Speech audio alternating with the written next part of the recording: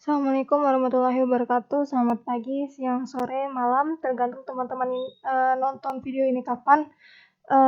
Video kali ini kita mau ngerjain nomor 1 dulu untuk soal UTS tahun 2018-2019 atau ini soal UTS angkatan 59 ya.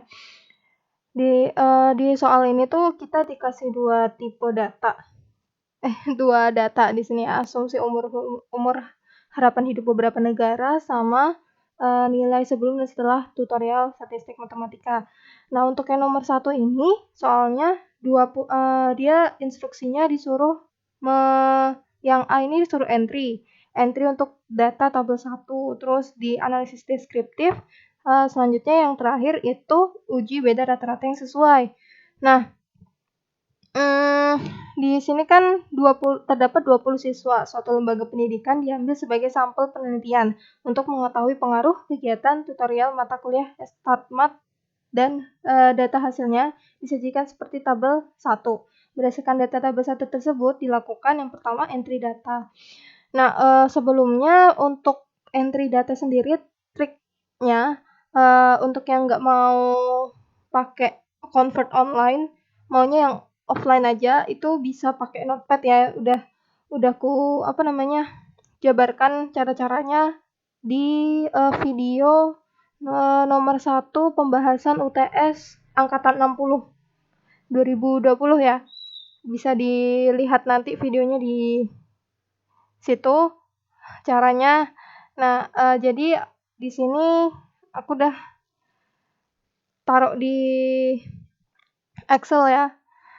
Taruh di Excel, nanti tinggal diekspor kan, diimport di SPSS-nya.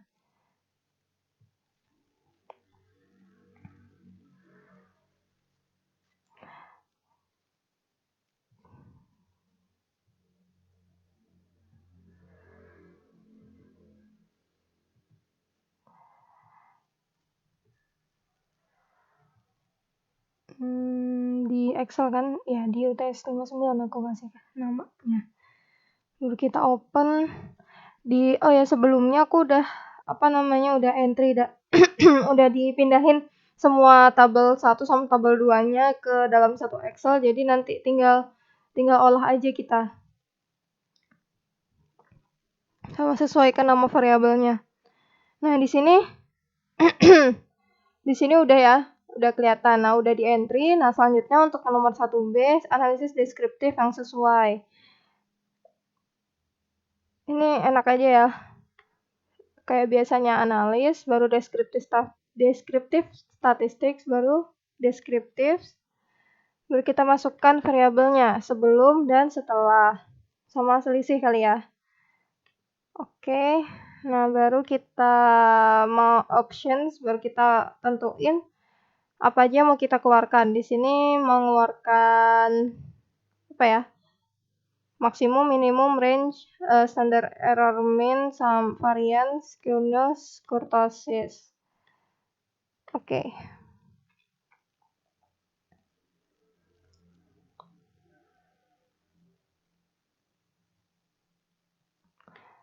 Loadingnya lama. Nah, ini udah kelihatan ya deskriptif statistiknya, jadi nanti tinggal diinterpretasikan. Mean-nya tuh untuk yang ini nilai kan ya, nilai kah?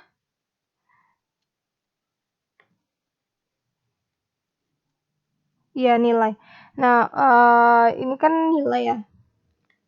Berarti nanti interpretasinya rata-rata nilai sebelum tutorial StartMath itu adalah 18,4. Terus yang setelah 20,45. Nah, selisihnya ini kan tadi kita perlu perhatiin ya, selisih yang ada di tabel 1 itu adalah selisih dari nilai setelah dan sebelum. Nah, ternyata selisihnya itu menunjukkan angka positif. Berarti rata-rata mahasiswa dari 20 sampel mahasiswa itu rata-rata nilainya naik sekitar 2,05 kayak gitu.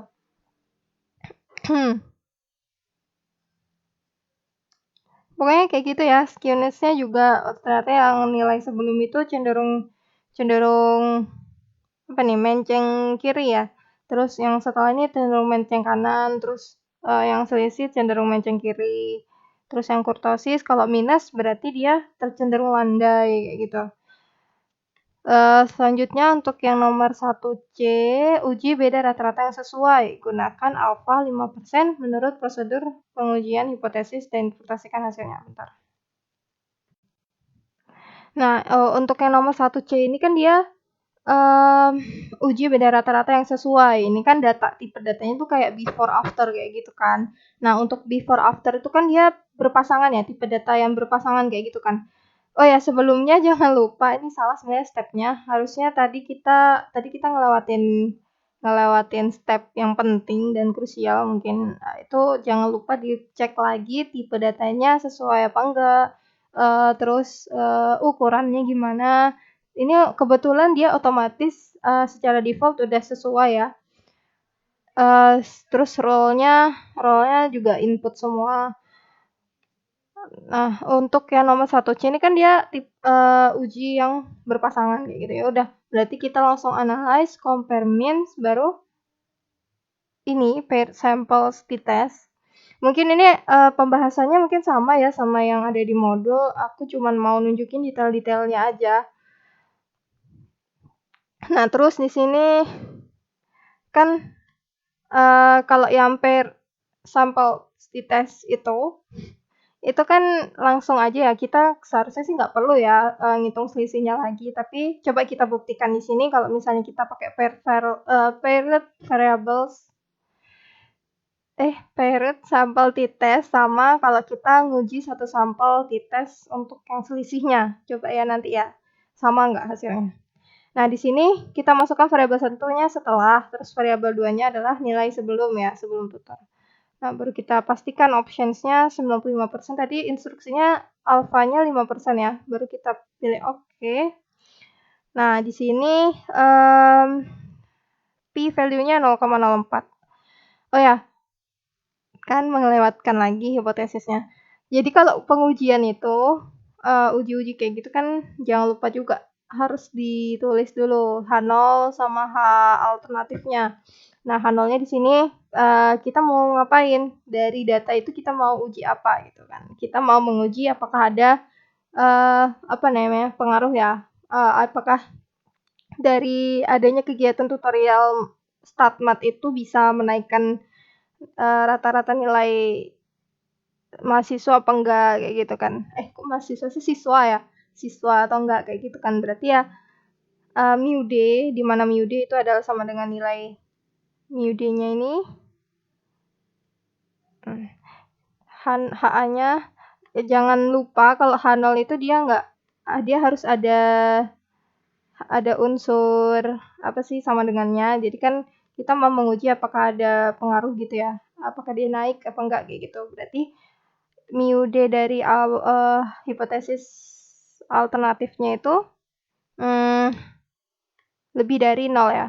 Lebih dari 0. Nah, sedangkan untuk yang H0-nya, dia mu D-nya adalah kurang dari atau sama dengan 0. Kebalikannya ya. Nah, udah nih, sudah dibikin hipotesis 0-nya. Baru kita langsung eksekusi ke anunya. Kita lihat hasil analisisnya. Ke outputnya mana tadi? Nih. Nah, ternyata p-value-nya adalah 0,04. Nah, kalau misalnya tadi one tail, terus di sininya seek to tail, itu kalau seek to tail-nya di sini 0,04, berarti kita bandinginnya sama alpha per 2 kayak gitu. Nah, alpha per 2-nya kan 0,025. Oh, masih jauh ya, jauh lebih kecil daripada 0,025.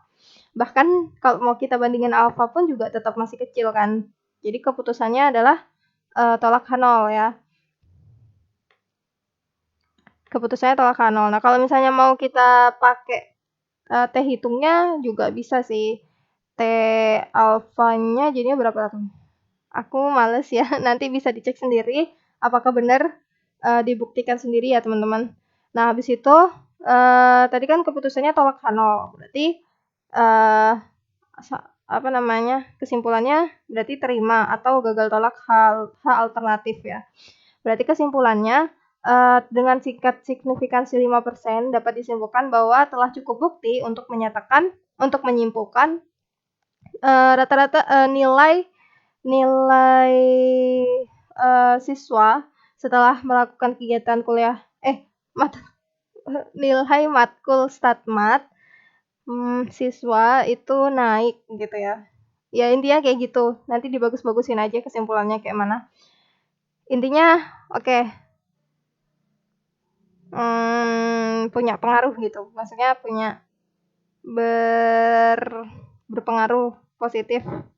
Jadi ada StatMat berarti nilainya naik gitu. Mempengaruhi nilainya. Ya pokoknya kayak gitu.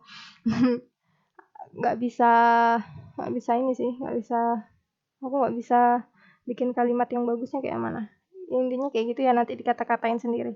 Nah habis itu tadi kan kita mau ngelihat ya, sama nggak sih kalau misalnya kita pakai variabel selisih kayak gitu.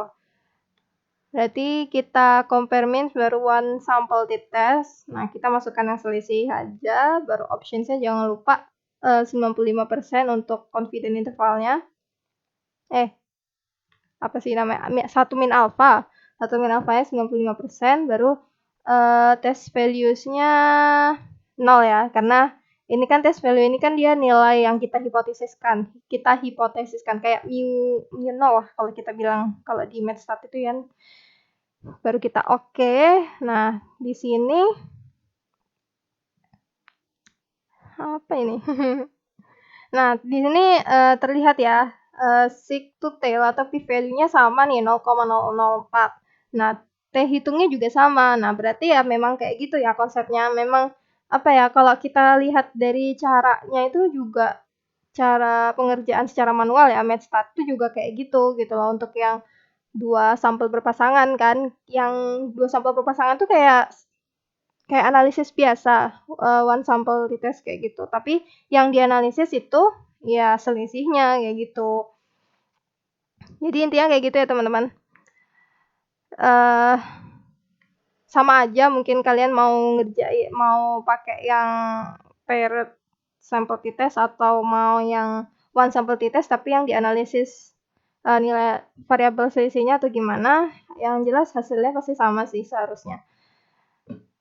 Sama aja. Ya. Sekian untuk yang nomor 1.